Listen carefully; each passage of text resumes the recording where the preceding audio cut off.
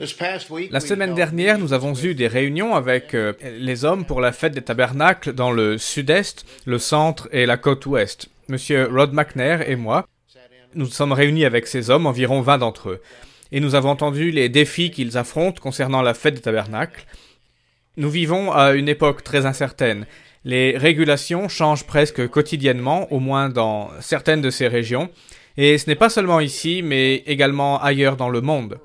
En fait, M. Peter Nathan a écrit aux membres en Grande-Bretagne et en Afrique la semaine dernière, en écrivant « Les réunions pour la fête étaient à l'ordre du jour. Il s'agit d'il y a 2 semaines. » Alors que tous les sites de fête sélectionnés pour cette année sont impatients de nous attendre pour la fête dans leurs installations, il y a toujours beaucoup d'inconnus.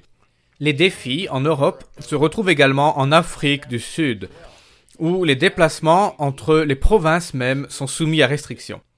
Bien que nous prions notre Père pour qu'il contrôle la situation afin que nous puissions nous réunir comme précédemment, nous devons planifier pour les situations les plus extrêmes qui pourraient avoir lieu. Et nous voyons assurément cela. Dans certaines régions, seulement 50 personnes peuvent se réunir. Je connais un des sites au Canada où ils autorisent seulement 50 personnes dans le bâtiment. Ce n'est même pas un problème d'avoir des salles séparées, mais seulement 50 personnes dans le bâtiment. Et nous espérons que cela sera levé à l'époque de la fête tabernacle. Et donc le fait que nous ayons pris des sites plus petits et plus locaux cette année nous aide assurément grâce à la flexibilité que cela nous procure. Un de nos sites sur la côte ouest, où nous avions un contrat avant la crise du Covid, ils ne veulent pas nous laisser tomber et ils nous ont permis de réduire le nombre. Mais pour l'instant, nous ne pouvons même pas y aller car le site est fermé et nous ne savons pas s'il sera ouvert ou non avant la fête. C'est une époque très difficile pour nos coordinateurs de la fête. Nous avons toutes sortes de questions qui viennent au sujet du chant, des masques, de la prise de température et toutes sortes de choses dont nous avons parlé. Et j'enverrai bientôt un mémo, en fait une lettre à chacun d'entre vous, à propos de toutes ces choses. Et en parlant de ces choses, j'espère que vous comprenez tous que nous avons une grande variété d'opinions, y compris parmi les membres, au sein des membres, à propos de tous ces sujets. Et donc, j'expliquerai les raisons de certaines de ces décisions dans cette lettre. Mais je voudrais vraiment que nous prenions tous conscience que les Écritures s'appliquent à chacun de nous personnellement. Par exemple, dans Tite, le 1er chapitre, le verset 7, en parlant des anciens, en réalité en parlant des dirigeants dans le sens qu'ils ne doivent pas être égoïstes. Et pour être honnête avec vous, nous avons quelques personnes égoïstes. Et il y en a toujours eu. L'ancien Israël avait plusieurs personnes égoïstes. Et nous pouvons lire dans l'Exode toutes les choses qui leur sont arrivées. L'apôtre Paul nous dit que toutes ces choses leur sont arrivées pour nous servir d'exemple à la fin des temps, ou nous qui sommes parvenus à la fin des siècles. Et donc nous devons prendre ces leçons de façon très sérieuse et ne pas penser que ça s'applique seulement aux autres personnes.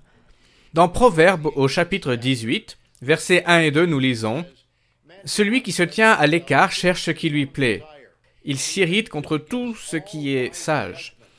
Ce n'est pas à l'intelligence que l'insensé prend plaisir, c'est à la manifestation de ses pensées. » J'ai mentionné à nos coordinateurs la semaine dernière, dans 3 réunions, que j'ai appris une leçon il y a très longtemps.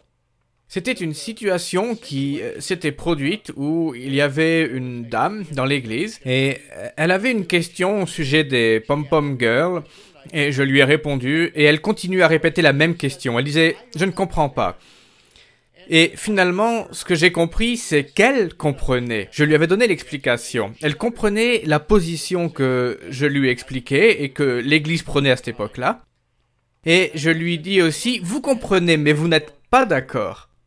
Et je pense que nous devons reconnaître parfois qu'il ne s'agit pas d'une matière, d'un problème de compréhension, mais de désagrément. Et je pense que nous avons tous le droit de ne pas être d'accord, mais lorsqu'il s'agit de l'Église et les réunions que nous avons et ces choses-là, l'Église doit prendre des décisions. Et nous, en tant que membres, nous devons les respecter, que nous aimions ces décisions ou non. Bien entendu, nous ne voulons pas avoir des gens qui murmurent car nous savons ce que Dieu dit à ce sujet. Dans Romains, le chapitre 12, et le verset 16, nous lisons « Ne soyez point sages à vos propres yeux.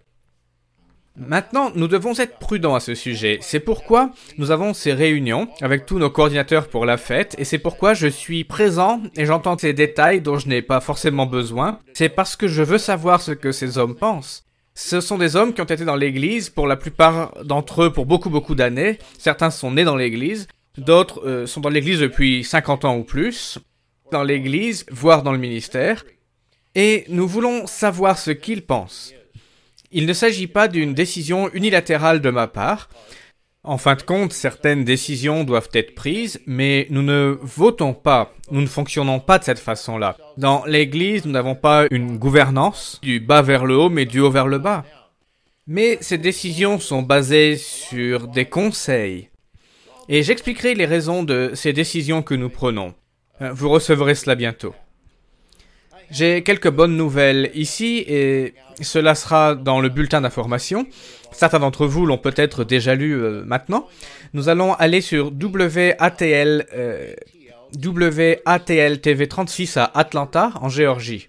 Cela commencera ce dimanche, le 12 juillet, à partir de 10h du matin. Donc si vous êtes dans la région d'Atlanta, WATL TV 36, dimanche à 10h du matin. Également à Lansing, dans le Michigan, WLAJ TV 53, et ce sera à partir de 11h ce dimanche. Ce sont donc deux stations avec des nouveaux contrats. Il y en a plusieurs autres que j'attends avant d'annoncer les prochaines semaines. Nous avons des contrats avec beaucoup de stations et beaucoup de portes s'ouvrent en ce moment. Les revenus sont stables, bien qu'ils ont légèrement baissé au début de ce mois. Ces choses arrivent de temps en temps, mais néanmoins, les revenus pour l'année se portent très bien. Et nous allons donc utiliser cet argent pour de nouvelles opportunités. Les dernières 11 semaines, nous avons une autre bonne nouvelle. Les dernières 11 semaines, nous avons eu 366 membres prospects.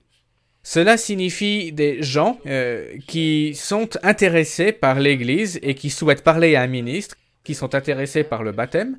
Et ce sont des gens qui ont montré un intérêt direct pour l'Église. Et cela représente beaucoup de personnes, 366. Et je dois dire que cela ne signifie pas que nous aurons 366 nouvelles personnes. La plupart des membres prospects sont juste curieux et ne nous rejoignent jamais et ne deviennent pas membres. La grande majorité, ce n'est pas le cas. Mais cela montre un intérêt constant. Nous en avons eu 50 en une seule semaine, ce qui est très élevé. 366 en moyenne pour les 11 dernières semaines.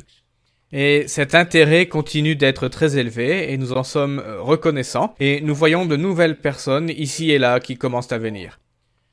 Également, au cours des 5 dernières semaines, nous avons 18 679 nouveaux abonnés. Des nouveaux abonnés à notre revue. Ensuite, bien entendu, nous avons des personnes qui se désabonnent, des personnes décèdent, d'autres ne renouvellent pas leur abonnement. Donc, nous n'aurons peut-être pas 18 000 personnes en plus pendant cette période, d'un magazine à l'autre. Mais le taux d'abonnement continue de grandir. Et c'est très bien, très positif. Bien entendu, il y a quelques années, nous avons délibérément réduit le nombre d'abonnés à travers un programme de renouvellement pour les personnes qui ne recevaient que la revue et qui nous avaient jamais contactés depuis 2 années ou 3 années. Nous avons donc enlevé ces personnes de la liste, nous leur envoyons une opportunité de renouveler et ils n'ont pas renouvelé. Nous faisons cela pour le coût. Pour l'instant, nous nous portons bien et nous pouvons laisser la liste grandir un petit peu à l'instant. J'aimerais vous remercier tous pour le soutien que vous avez donné à l'Église, à nous ici au siège central, à vos ministres locaux, aux anciens locaux également dans votre région. La très grande majorité des membres dans l'Église du Dieu vivant ont montré énormément de soutien et de bonne volonté et de coopération aussi. Et je voudrais juste vous remercier.